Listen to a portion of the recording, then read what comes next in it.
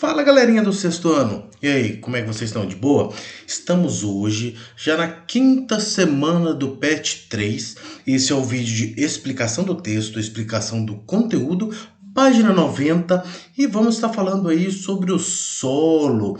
Muita gente às vezes não sabe, acha que o solo é tudo uma coisa só. E a gente vai ver que não é. Tá? Existem solo de diferentes tipos, de diferentes maneiras, solos que servem para determinados tipos de coisa, solos que não servem para nada, e muito dessa degradação do solo depende do homem, né? Então o homem muitas vezes é responsável pela qualidade do solo. Isso mesmo. E aí a gente vai poder entender um pouquinho melhor sobre isso aí, tá? Bom, vamos lá. Formação e importância do solo. Que ele é importante, isso aí todo mundo sabe, né? Mas vamos lá. Na maior parte das vezes, as formas de relevo estão cobertas pelo solo, popularmente chamado de terra, tá? Então, isso que a gente chama de terra é o solo. E aí, conforme a gente vai observar, por cima ele é de uma maneira, se a gente cavar um pouco e descer ele vai de outra, se perfurar bastante, ele tem outra maneira. O solo é uma camada viva e superficial da crosta terrestre, que está em constante transformação. É constituído por minerais, organismos, água e ar. A gente encontra o ar também presente dentro do solo. Então, até mesmo as minhocas, tem gente que não sabe disso, mas um local onde se vai plantar, vai fazer uma horta, minhoca é fundamental. Por quê? Porque a minhoca ela perfura o solo e deixa caminhos por onde o ar pode passar e oxigenar as raízes das plantas, que é muito importante, tá? Então, continuando. O solo se origina a partir do desgastes da rocha. Então, imagina a seguinte situação.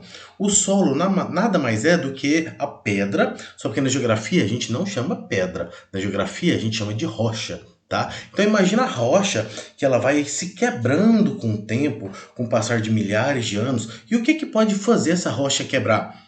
Sol quente, né? O frio, a chuva, alguns animais, então o próprio vento, a água batendo nessa rocha. Então tem várias coisas que fazem essa rocha quebrar.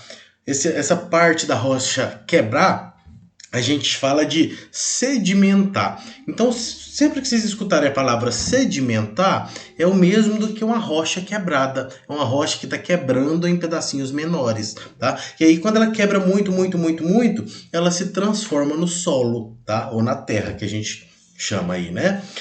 Processo que ocorre ao longo do tempo, né? Então, isso vem ocorrendo há milhões de anos. Os principais fatores que atuam na formação dos solos e na característica de cada tipo são as rochas mães, né? O que são rochas mães? Seriam aquelas enormes rochas que ficam no subsolo e aí com o passar do tempo elas vão se sedimentando e tal, né?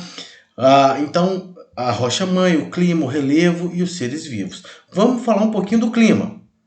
Em regiões de clima quente, os solos são mais profundos e tem mais matéria orgânica. Para quem não sabe o que é matéria orgânica são restos de tudo que é vivo. Então, por exemplo, quando cai uma folha, né, a folha era da árvore, estava viva, né? Então, a partir do momento que ela cai, que ela começa a entrar em decomposição, quase não saiu, hein? Quando ela entra em decomposição, ela se torna uma matéria orgânica. Então ela está se decompondo e voltando os nutrientes para o solo. Quando o animal morre, quando uma árvore inteira morre, então tudo que é vivo se decompõe. E tudo que se decompõe a gente chama de matéria orgânica. Então esse lixo, normalmente restos de comida, casca de frutas, né, árvores, folhas, animais, isso tudo é matéria orgânica. E aí onde tem um clima quente, a gente encontra mais matéria orgânica. Isso acontece porque as altas temperaturas e a alta umidade contribuem para a decomposição do resto de plantas e animais. Então um exemplo que eu posso te dar isso aqui para vocês, floresta amazônica, né? Você entra na floresta amazônica, o solo mais para baixo, lá no fundo, ele nem é tão bom assim. Mas aquela parte de cima, os 20 centímetros de solo ali por cima, é um solo rico, né? Por quê? Porque tem muita matéria orgânica, tem muita matéria em decomposição ali que nutre aquele solo. Só porque o solo em si da Amazônia não é tão rico. Se você vai perfurar o solo da Amazônia ali 30, 40 centímetros ali para baixo, já é um solo pobre. Só aquela partezinha de cima que é rica devido a essa grande concentração de matéria orgânica, que são plantas e animais em decomposição. Relevo. Para a gente falar de solo, não tem como a gente falar de solo sem a gente falar de relevo. O que é relevo? São os diferentes níveis que o solo tem. Quando a gente está a nível, a mesma altitude do mar, a gente fala que a gente está numa planície. Para quem está em grande parte de Minas Gerais, que é onde nós estamos, né, mais próximo do centro-oeste ali, de Goiás, nós podemos falar que nós estamos no Planalto Central. Planalto é um relevo, é como se fosse uma montanha, como se fosse uma mesa, né, uma montanha mais alta, só que em vez dela ter um topo, uma quina lá em cima, é mais plano a parte de cima. É um relevo que é alto e plano. Então, planalto, tá? E além disso, ainda tem outros. Olha o que está escrito. A água costuma infiltrar mais facilmente em terrenos planos e com vegetação, o que favorece a transformação de rochas e a formação de solos profundos. Então, imagina a seguinte situação. Está chovendo. Se você mora em uma rua em que essa rua é muito inclinada, ela tem uma subida forte, uma descida forte, você pode observar que a água da chuva vai correr rapidamente ali e a hora que acaba a chuva, pouco tempo depois já está secando. Quando o terreno é mais plano, a água empoça e aí quando ela empoça faz com que a água infiltre mais o solo, tá? Seres vivos. Quando os seres vivos morrem e sofrem decomposição, passam a integrar junto com as plantas a matéria orgânica do solo. É justamente o que eu acabei de falar para vocês, né?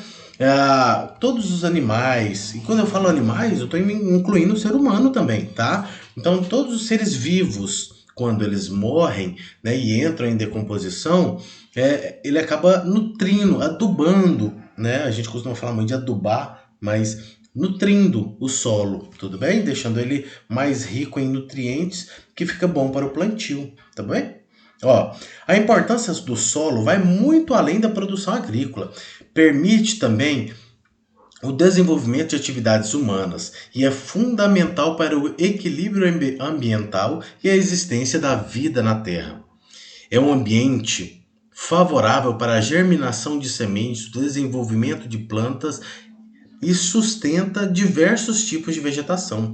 Os micro-organismos presentes nele contribuem para degradar fertilizantes, agrotóxicos, estrumes e outros resíduos que podem poluir as águas subterrâneas, córregos, rios e o próprio solo, né? Então o solo ele tem uma importância fundamental para a sobrevivência humana. Galerinha, então espero que vocês tenham gostado aí, né, do que nós explicamos para vocês aí, tá? Agradeço a presença de todos vocês aí. A página aqui deu uma fugidinha, né? Mas então aguardo vocês para o próximo vídeo. Não saia desse vídeo sem deixar o seu super like, um super comentário para o seu professor Rafael, que está aqui, eu sou professor de geografia, e aguardo você para o próximo vídeo dessa semana. Valeu!